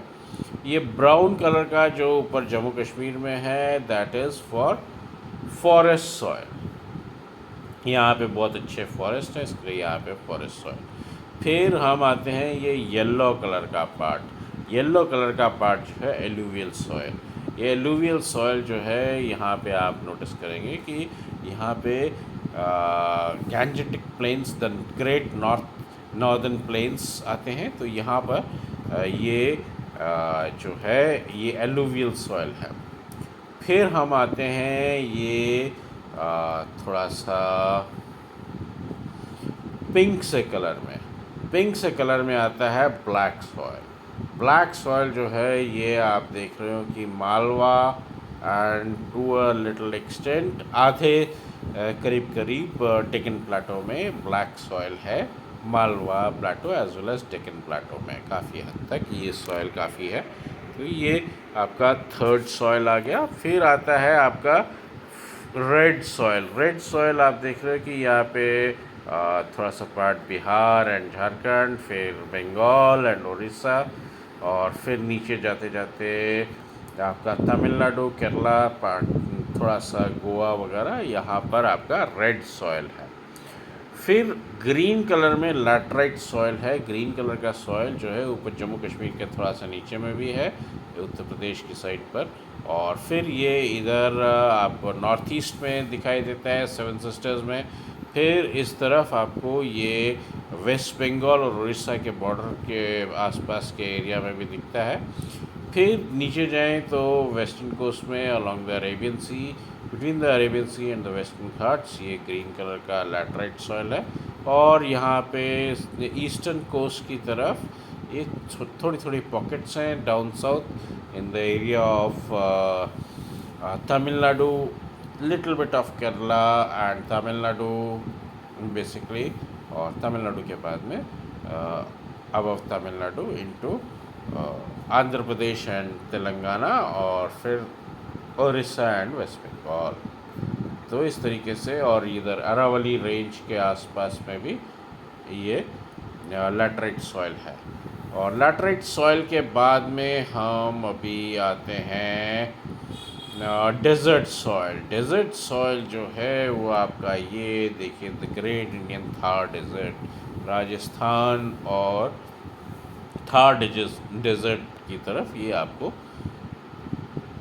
डेजर्ट सॉइल दिखाई देता है। तो अभी हम ये सॉइल के बारे में तो हमने आपको बता दिया कि इंडिया में कौन सी जगह पे कौन सा सॉइल है। अब हम सॉइल के बारे में थोड़ा डिटेल में पढ़ लेते हैं कि क्या है सॉइल। तो हम आते हैं first type of soil, alluvial soil. Alluvial soil जो है वो दो पार्ट में डिवाइडेड है। एक है खडार और दूसरा है बंगार। ये खडार और बंगार हमने पहले भी पढ़ा था, इसी चैप्टर में पढ़ा था। कहाँ पे पढ़ा था? ये हमने पढ़ा था प्लेन्स में, the great northern plains. The great northern plains में फर्स्ट क्लासिफिकेशन जो आया था वो आया था बंगार सॉइल का। बंगार सॉइल जो था वो बिटवीन टू रिवर्स आपको बताया, between the Shivalik range and एक रिवर के बीच में आपको बताया था मैंने, आपको फिर याद होगा तो।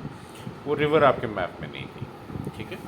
और ये जो है हुआ बागर। और खडार जो था वो जब फ्लड्स आते हैं रिवर से, तो जो उसके फ्लड्स की वजह से जो सॉइल सेडिमेंट करता है उसको खदार कहते हैं। तो खदार सॉइल जो होता है ये फ्रेश सेडिमेंटेड सॉइल होता है जो रिवर के बाहर आता है ड्यू टू फ्लड्स। तो ये जो है along the next to the river ये आपको खदार सॉइल मिलता है। और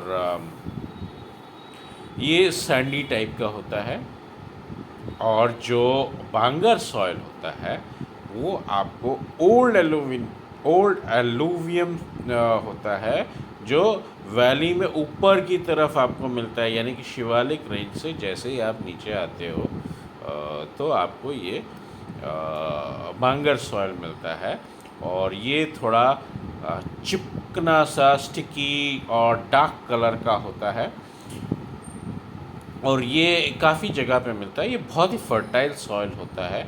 जनरली ये आपको मिलेगा पंजाब, उत्तर प्रदेश, बिहार, वेस्ट बंगाल, इस तरीके से, और बहुत ही फर्टाइल होता है। सॉइल नंबर 2 जो होता है, सेकंड वैरायटी ऑफ सॉइल, वो होता है ब्लैक सॉइल। ब्लैक सॉइल को रिगोर सॉइल भी कहते हैं, REGOR, रिगोर सॉइल भी कहते हैं। इसको साथ में ब्लैक कॉटन सॉइल भी कहते हैं। और मतलब ब्लैक कॉटन सॉइल के तरीके से ये फेमस हुआ है। और ये आपको ऐसा समझ लीजिए कि गिफ्ट ऑफ पेनिनसुलर प्लेटो है आपका। ये इसकी खासियत ये है ब्लैक सॉइल की कि ये थोड़ा स्टिकी होता है, बहुत ही ज़्यादा फर्टाइल होता है, और ये ह्यूमिडिटी को अपने अंदर बहुत देर तक पकड़ के रख लेता है। यानी कि ये मिट्टी जो है काफ़ी देर तक गीली रहती है। और ये बनता है मेटामॉर्फिक रॉक से। और बहुत अच्छा होता है कॉटन कल्टीवेशन से, क्योंकि कॉटन यानी कि कपास को उगाने के लिए बहुत ही ज़्यादा फर्टाइल सॉइल है। इसके लिए इसको ब्लैक कॉटन सॉइल या रिगोर सॉइल भी कहते हैं। ये मिलता है आपको महाराष्ट्र, वेस्टर्न एरियाज़ में, महाराष्ट्र, गुजरात, मध्य प्रदेश, कर्नाटका, आंध्र प्रदेश, तेलंगाना, तमिलनाडु, ये सब एरिया में पेनिनसुलर प्लेटो में आपको मिलेगा। थर्ड टाइप ऑफ सॉइल जो होता है वो होता है रेड सॉइल। ये आपको मिलेगा जहाँ पे इग्निशियस रॉक और मेटामॉर्फिक रॉक्स। इग्निशियस रॉक यानी कि जो magma semi solid liquid status में थी, बहुत हॉट मैग्मा को कूल डाउन करके इग्निशियस रॉक बना। और इग्निशियस रॉक को जब आपका igneous rock and stratified rocks को जब आपने हाई टेम्परेचर और प्रेशर पे आपने उसको हाई टेम्परेचर और प्रेशर आपने जब उसके ऊपर एक्सर्ट करा, तो वो बनता है मेटामॉर्फिक रॉक्स। और ये इग्निशियस और मेटामॉर्फिक रॉक्स के एरियाज़ में ही आपको रेड सॉइल मिलेगा। उसका रेड कलर जो होता है वो होता है क्योंकि इसके अंदर में फेरस यानी कि आयरन है, और भी अदर कुछ और भी कंटेंट्स रहते हैं, लेकिन प्राइम कंटेंट इसमें फेरस यानी कि आयरन रहता है, और भी कुछ ह्यूमस कंटेंट्स रहते हैं। और ये सॉइल अगेन बहुत ज़्यादा पोरस होता है। पोरस होता है यानी कि इसके अंदर में हवा, पानी, ये सब काफ़ी स्टोर हो सकता है, और साथ में काफ़ी सारे पोर्स यानी कि होल्स होते हैं। बहुत ही फर्टाइल होता है। ये आपको मिलेगा गोवा में, तमिलनाडु में, कर्नाटका में, आंध्र प्रदेश, उड़ीसा, झारखंड, ये सब एरियाज़ में आपको मिलेगा। नंबर 4 पे आता है लैटराइट सॉइल। लैटराइट सॉइल जो होता है, फोर्थ क्लासिफिकेशन आता है लैटराइट सॉइल। लैटराइट सॉइल जो होता है वो बहुत ज़्यादा रेन्स की वजह से होता है, और रेन से क्या होता है कि जो ह्यूमस कंटेंट होता है सॉइल का, वो टॉप लेयर से नीचे की तरफ वो चला जाता है और लोअर स्ट्राटा में जाके बैठ जाता है, और इसको कहते हैं लीचिंग। और ये जो होता है इसकी वजह से इस सॉइल में ह्यूमस कम हो जाता है और वो लेस फर्टाइल हो जाता है। उसकी फर्टिलिटी कम हो जाती है सॉइल की, वो इतना ज़्यादा उपजाऊ नहीं रहता। जैसे रेड सैंडस्टोन होता है, आयरन, उसके अंदर आयरन भी रहता है, एल्युमिनियम भी रहता है, और ये इरोजन की वजह से ये जो है रॉक्स में से ये निकल के आता है, इसको इसका रेड कलर मिलता है। और ये मिलता है mountainous region of Deccan, Karnataka, Kerala, Orissa, और कुछ कुछ नॉर्थ ईस्ट के पार्ट्स में से भी ये सॉइल आपको मिलेगा, लैटराइट सॉइल। नेक्स्ट आते हैं हम माउंटेन सॉइल्स पे। अभी हम तकरीबन चैप्टर के एंड पे आ गए हैं, तो हम आपसे एक बार फिर से रिक्वेस्ट करते हैं कि आपने हमारे वीडियोस तो अभी तक के सारे देखे होंगे, तो अब आप इनको लाइक, शेयर और सब्सक्राइब करिए। आपका लाइक, शेयर और सब्सक्राइब जो होता है हमारे लिए बहुत इनकरेजमेंट का काम करता है। तो बहुत ही जल्दी, और हमको पूरी उम्मीद है कि आपको हमारे अभी तक के वीडियोस पसंद आ रहे होंगे और आगे की वीडियोस भी आपको पसंद आएंगे। तो बहुत ही जल्दी लाइक, शेयर और सब्सक्राइब करिए। माउंटेन सॉइल्स जो होते हैं वो उसमें दो तरीके के रहते हैं, और एरिया टू एरिया थोड़ा डिफ़र करते हैं ये सॉइल। इसमें ह्यूमस कंटेंट जो होता है वो अगर फॉरेस्ट एरिया है तो बहुत ज़्यादा रहता है, लेकिन वही अगर शिवालिक रेंज की बात करें तो यहाँ पर ये लेस फर्टाइल सॉइल होता है। यहाँ पे ह्यूमस कंटेंट भी थोड़ा कम होता है, और ये काफ़ी सैंडी और पोरस होता है, और ह्यूमस कंटेंट नहीं होता है शिवालिक रेंज के सॉइल में। अभी यही चीज़ अगर दूसरी जगह पे आप देखें तो Meghalaya, Arunachal Pradesh, eastern hill ranges, Uttarakhand, Himachal Pradesh, Jammu Kashmir, ये सब एरिया में यही सॉइल रहता है, माउंटेन सॉइल्स। और अगर आप देखें तो मेघालय, अरुणाचल प्रदेश, ये सब में बहुत डेंस फॉरेस्ट भी होते हैं। सिमिलरली जम्मू कश्मीर में भी होते हैं। इनफैक्ट सारे के सारे ये रीजन्स में डेंस फॉरेस्ट रहते हैं। अभी नेक्स्ट एंड लास्ट टॉपिक जो आ रहा है that is desert soils. Desert soil, the sixth variety, the sixth classification of soil. ये आपको डेजर्ट यानी कि the great Thar desert of India, जो कि पार्ट्स ऑफ गुजरात, थोड़ा पार्ट गुजरात का, बाकी तो राजस्थान, पंजाब एंड हरियाणा का, मतलब राजस्थान का majority part, Punjab, Haryana and Gujarat के थोड़े थोड़े पार्ट्स जो डेजर्ट के साथ में लगते हैं वहाँ पे ये इस तरह का डेजर्ट सॉइल है। डेजर्ट सॉइल जो होता है वो उसमें ह्यूमस कंटेंट कम हो जाता है, एल्कलाइन कंटेंट ज़्यादा हो जाता है। तो alkaline content increases and humus content decreases in it. और एग्रीकल्चर यहाँ पे पॉसिबल तो है, पॉसिबल तो हर कुछ है आजकल, थोड़ा सा इरिगेशन की ज़रूरत है, थोड़ा सा क्या ज़्यादा ही इरिगेशन की ज़रूरत है यहाँ पे।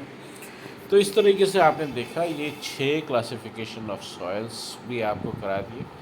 ये 6 क्लासिफिकेशन ऑफ सॉइल्स के अनुसार भी अगर आप देखेंगे तो इंडिया एज अ नेशन बहुत सारे वैरायटी ऑफ सॉइल्स है, रिच डाइवर्सिटी है, हर चीज़ में आप डाइवर्सिटी देख रहे हैं। मतलब क्लाइमेट में डाइवर्सिटी, लैंडस्केप में डाइवर्सिटी, कहीं पे ऊंचा, कहीं पे नीचा, कहीं पे माउंटेन, कहीं पे सी, कहीं पे प्लाटो, कहीं पे रिवर, कहीं पे कुछ, कहीं पे कुछ। तो सॉयल भी हर जगह पे अलग अलग, भैया 6 तरीके के तो सॉयल आ गए, मिनरल्स अलग तरीके के। अरे कितनी डाइवर्सिटी है इंडिया में। फॉरेस्ट के अभी हमने लिया नहीं है क्योंकि हमारे कोर्स में था नहीं, इस चैप्टर में पढ़ाया नहीं तो फॉरेस्ट भी अलग अलग तरीके के हैं, पेड़ भी अलग अलग तरीके के हैं, क्रॉप्स भी अलग अलग तरीके के हैं, सीजन्स भी अलग अलग तरीके के हैं, क्लाइमेट भी अलग अलग तरीके का है, कहीं पे हॉट हॉट हॉटेस्ट, कहीं पे कोल्ड कोल्डर कोल्डेस्ट। तो कहीं पे पूरा साल में स्नो गिरा रहता है, कहीं पे साल में 8 महीने बरसात होती है। इस तरीके से there is a huge diversity as far as anything is concerned in India.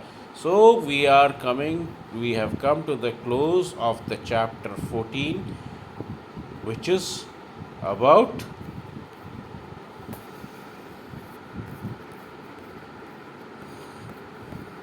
बहुत लंबा चैप्टर है, नंबर ऑफ पेजेस में ऐसा लग रहा है। तो चैप्टर 14 का ये एंड हो गया, India location, geological structure and physiography.